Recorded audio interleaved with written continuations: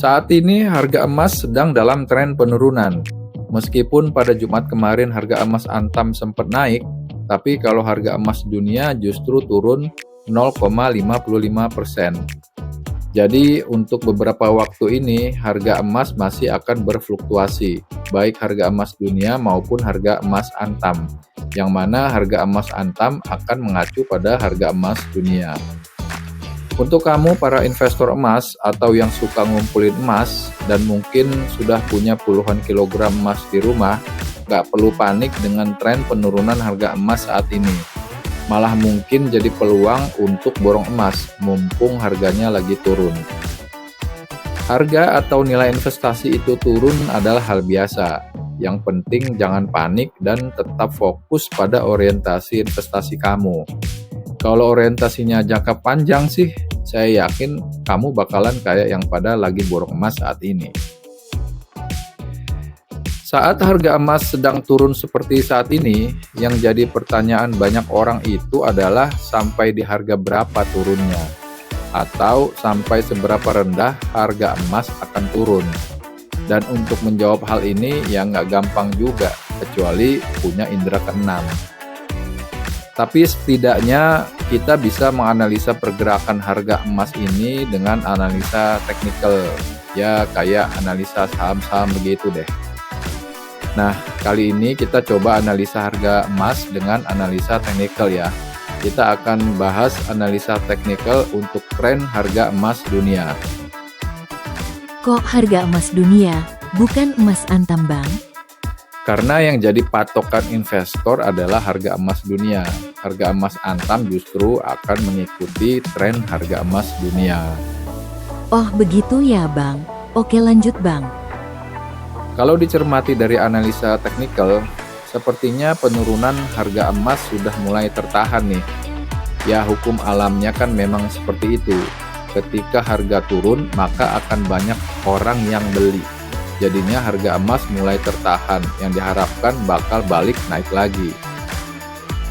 Mengapa saya katakan harga emas penurunannya mulai tertahan? Karena secara analisa teknikal menggunakan osilator dan juga moving average, itu sinyal beli dan sinyal jualnya sama kuat. Makanya dengan osilator dan moving average, sinyalnya untuk harga emas secara transaksi harian itu sinyalnya netral.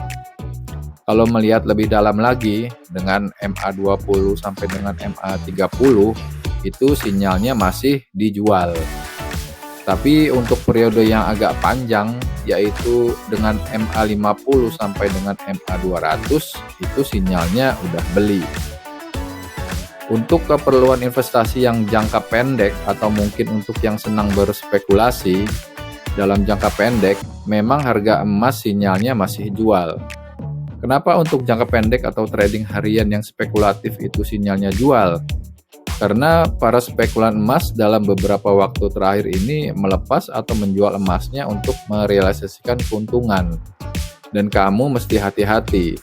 Saat para spekulan menilai harga emas sudah cukup rendah penurunannya, maka mereka akan kembali memborong emas. Akhirnya harga emas akan mulai naik lagi. Nah, kalau belakangan harga emas tampak tertahan dengan sinyal netral, bisa jadi yang saya sampaikan sebelumnya itu soal aksi spekulan sudah mulai terjadi. Maksudnya aksi jual para spekulan sudah akan berhenti. Dan justru jangan-jangan mereka sudah mulai membeli emas lagi karena harga emasnya sudah turun lumayan banyak. Kalau kamu mau jadi spekulan emas, kamu mesti rajin dan betah monitor kondisi ekonomi dan politik dunia. Juga selalu memantau tren pergerakan harga emas. Jangan sampai ketinggalan kereta. Orang sudah mulai beli emas tapi kamu malah mau jual emas.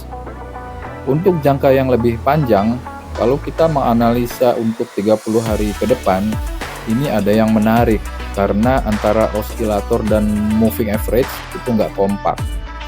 Untuk analisa 30 hari ke depan, osilator memberi sinyal jual.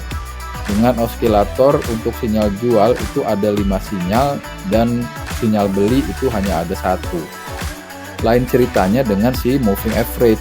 Moving average untuk 30 hari itu sinyal belinya kuat banget atau strong buy. hanya ada satu sinyal jual di moving average dan ada 12 sinyal beli.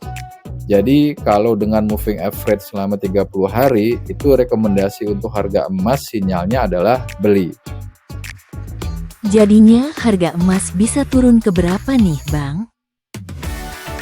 Untuk harga emas Antam, area supportnya atau bahasa lainnya harga terendah yang bisa dialami oleh harga emas Antam ada di rentang harga antara 1.500.000 sampai dengan 1.600.000 rupiah per gram. Artinya bahwa harga emas Antam ini kemungkinan besar nggak akan lebih rendah dari 1.500.000 per gram. Tapi tetap kemungkinan sih bisa aja terjadi, tapi kecil kemungkinannya.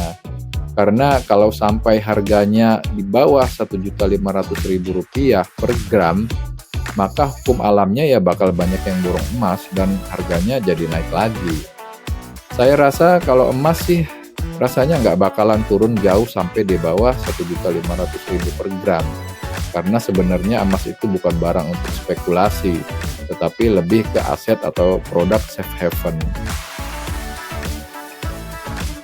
Sedangkan untuk area resisten atau kemungkinan kenaikan tertinggi yang bisa dialami oleh harga emas Antam itu adalah antara Rp1.920.000 per gram sampai dengan Rp2.000.000 per gram. Artinya harga emas Antam dalam waktu dekat kemungkinan besar bisa mengalami kenaikan, tapi kenaikannya itu tidak akan lebih dari 2 juta per gram.